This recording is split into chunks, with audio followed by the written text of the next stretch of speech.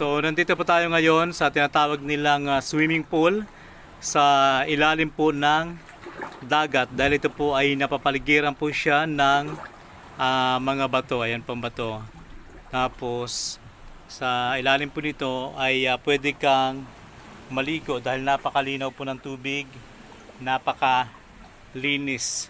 So ito din yung pinaniwalaan nila nung unang panahon, na tambayan daw po ng mga Serena at Siyokoy, mga kwentong bayan noong unang panahon. Dahil alam mo naman, noong unang panahon, yun yung mga pinagkakabalahan or anong tawag dito, palabas ng mga kabataan noon para may ikwento yung mga matatanda noon.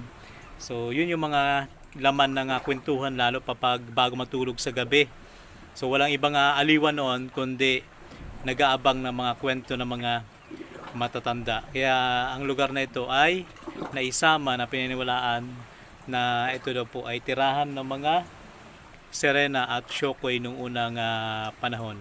Pero sa ngayon naman ay paliguan ng mga tao dahil napakalinis, napakaganda.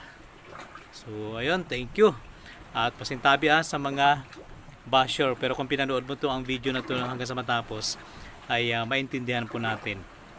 So muli, maraming salamat and God bless.